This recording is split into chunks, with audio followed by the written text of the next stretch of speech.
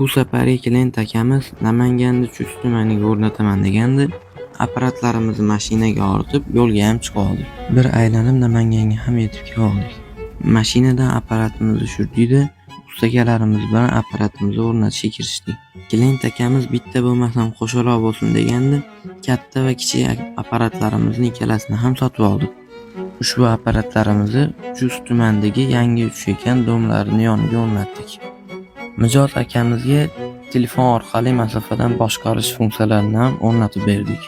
Katta, kichik apparatlarimizni o'rnatib bo'lgandan keyin suvni sifatini tekshirdik.